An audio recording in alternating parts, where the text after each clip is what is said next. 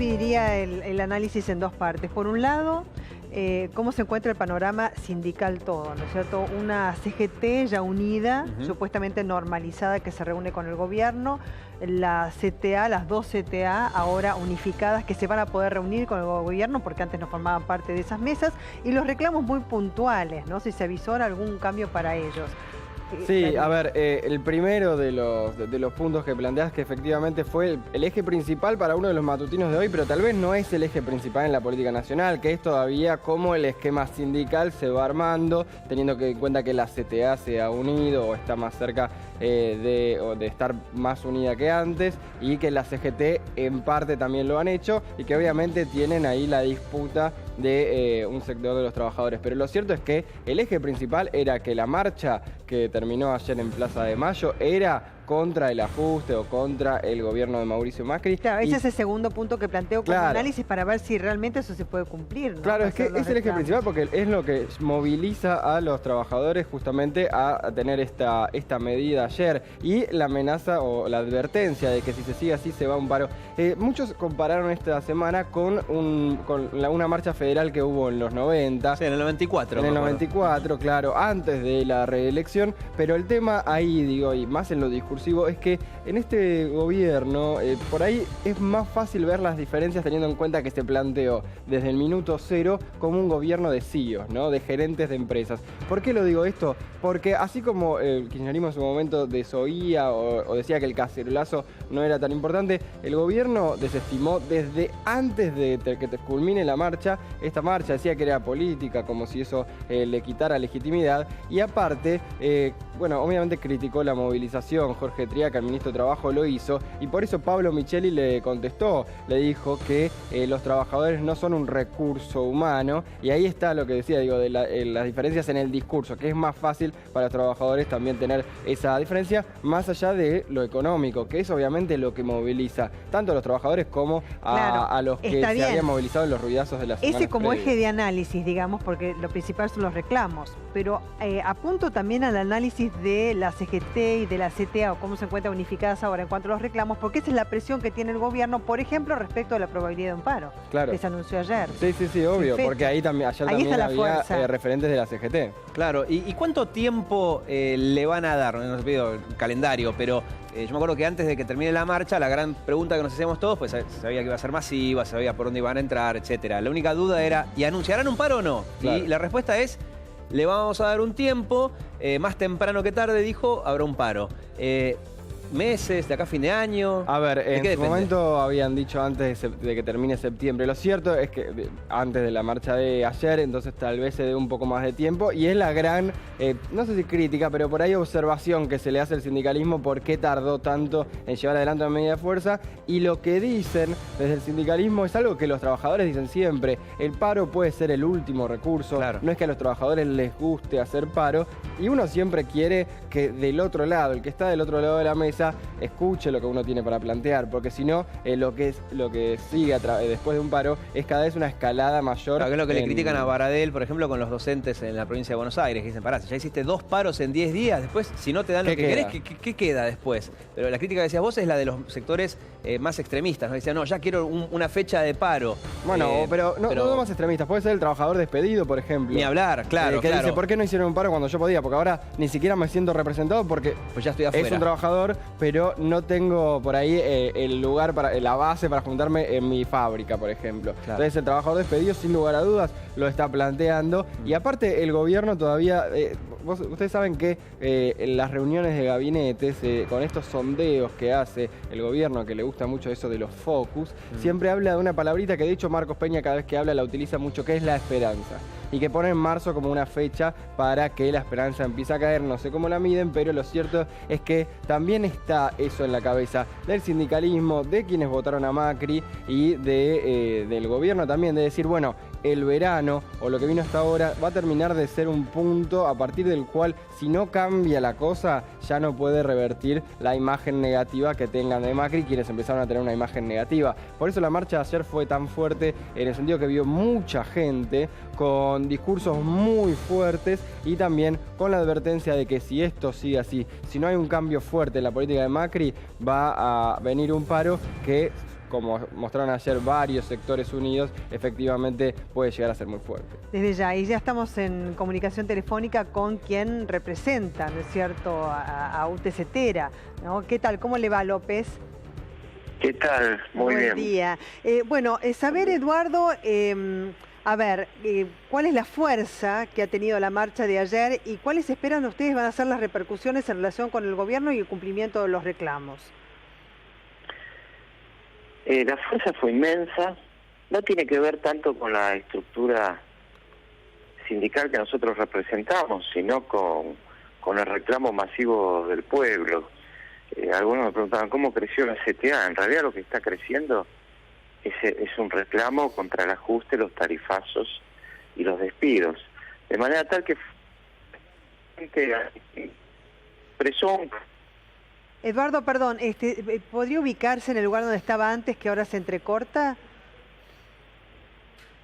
Eduardo. ¿Hola? Sí, ahí sí, porque si no lo estamos perdiendo. ¿Decía usted? Decía que la situación fue parte imponente y expresa un... Ay, disculpe, Eduardo, pero usted al principio cuando lo escuchábamos bien y ahora no, por ahí se corrió del lugar. A ver... Ahí sí. No lo escuchamos bien. Sí. No tiene que ver con el lugar, es que se escucha mal en todos lados. Donde arrancó la comunicación y después. Le paso a ahí sí. un teléfono el de teléfono línea. fijo, claro. Sí, bueno, perfecto. El viejo truco. Ahí estamos, hagamos eso. Perfecto. Sí. Sí, Eduardo, justamente esta semana yo lo escuchaba en la radio, él contaba que a varios de los docentes que habían decidido no asistir o hacer huelga en las semanas previas les habían descontado en algunos casos más o menos 2.000 pesos. Por eso también del otro lado, digo, está del lado de los trabajadores o las centrales fabriles, centrales de trabajadores, y del otro lado el Estado, y punzando un poco, tensionando un poco la cuerda, y en el medio también, digo, las consignas, entre las consignas estaba el tema del tarifazo, algo que todavía está por verse cómo se termina de desarrollar, sí, y que efectivamente le pega a un conjunto grande de la población, más allá de lo que vimos en los ruidazos, en las marchas, también fue parte de las consignas de los trabajadores, por eso está todo en conjunto con lo que tiene que ver con lo económico. Claro, también. Eso también es lo que se va a tener en cuenta en los próximos meses, ¿no? Con lo que recién decías de...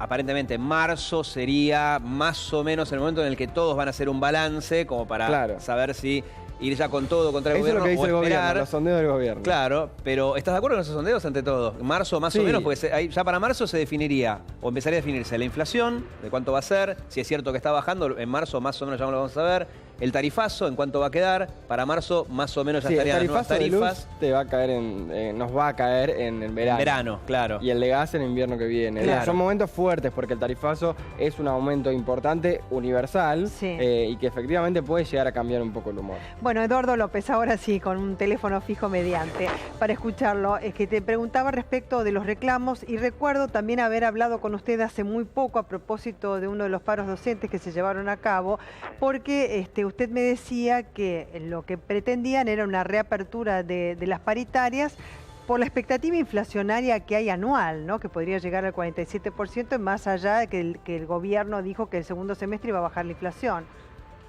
Sí, mirando hacia atrás pedimos reapertura de la paritaria. Yo hice la cuenta desde el 11 de diciembre del 2015, fecha que asumió el nuevo gobierno, al 31 de agosto del 2016. De la inflación, según el propio gobierno, es decir, hacia atrás, no proyectado, según el IPC Ciudad de Buenos Aires, que está en la web del gobierno de la ciudad. Eso da una inflación del 36,5. En la ciudad el aumento fue del 35, de manera tal que ya perdimos 1,5 puntos hacia atrás. Hacia adelante vamos a seguir perdiendo, por más que ellos sostengan que va a bajar la inflación.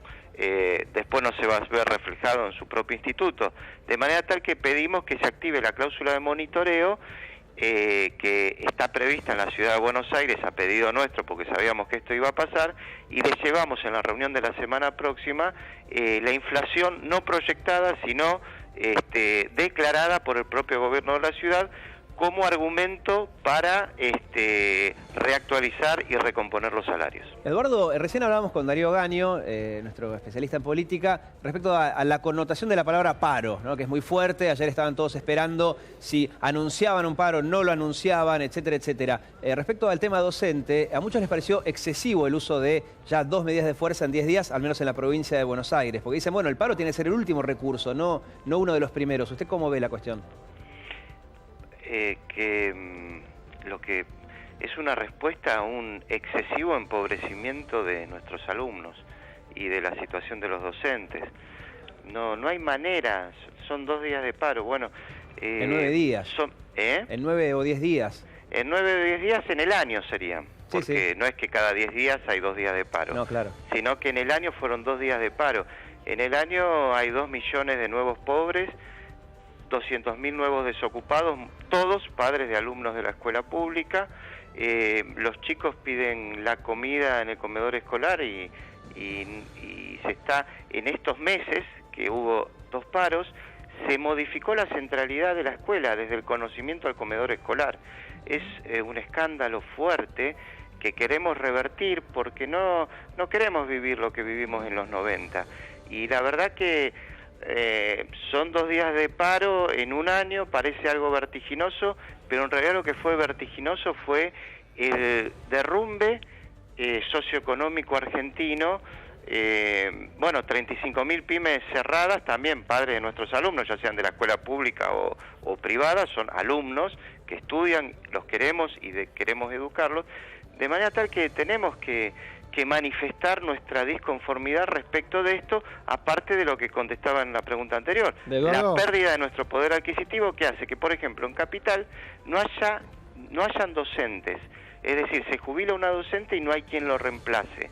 El lunes va a haber clase, toda la semana que viene va a haber clase, pero va a haber un paro silencioso, que son los grados vacíos, porque no hay docentes que quieran trabajar de tal por los salarios que tenemos.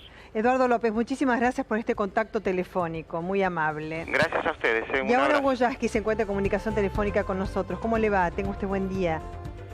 ¿Qué tal? Buen día. ¿Va a haber paro?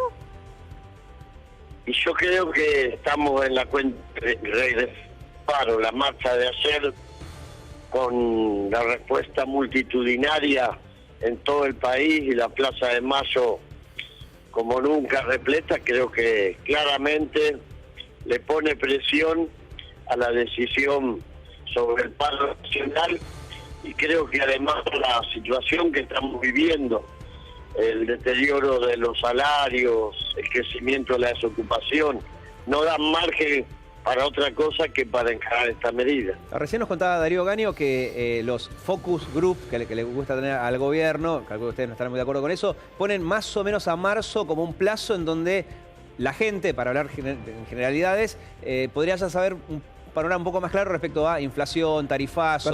Sería el famoso tiempo que le darían al gobierno, marzo. ¿Usted cómo ve eso? Creo que esos focus group en este caso, yo no sé si el gobierno la información la traduce con veracidad, pero la calle dice otra cosa. Yo le diría que hagan menos focus group y más calle. La calle dice que no da más, la calle dice que los salarios no alcanzan, la calle tiene miedo de perder el trabajo y la calle sabe que si esta política no cambia, a marzo llegamos incrustados en el piso. Yasky, si se llegan a reunir con el gobierno y tuviesen que pedirle alguna de las cosas que eran las consignas de ayer, por ejemplo el tema del tarifazo, y supieran que les van a dar o que van a aceptar una de los pedidos, de los reclamos, ¿cuál es por ahí el más prioritario para los trabajadores en este momento?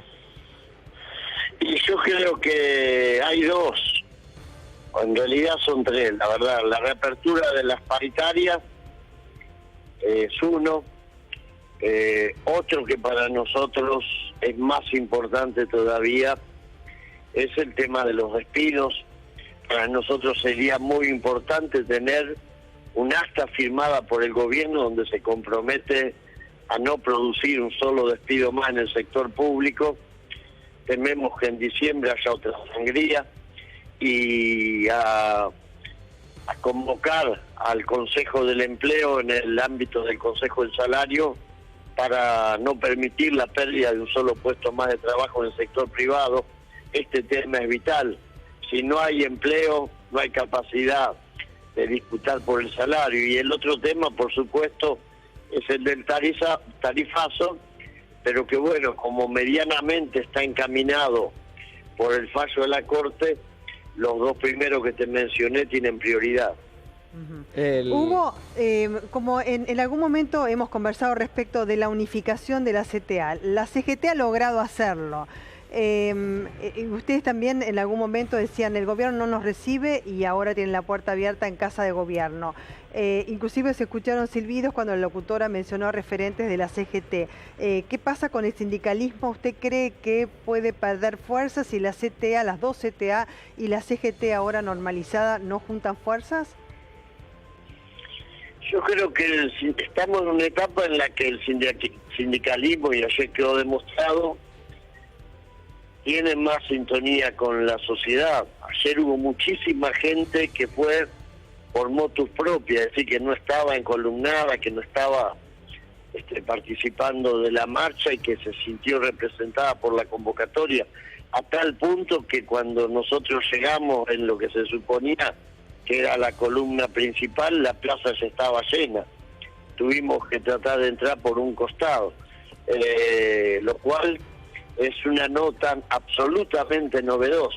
En otras marchas llegábamos a la plaza y teníamos el lugar para elegir porque, bueno, las columnas se ocupaban el espacio totalmente. Y el otro tema es que creo que, a diferencia de lo que era en los 90, estamos en un piso más alto en la conciencia de la gente en lo que respecta a defender las conquistas.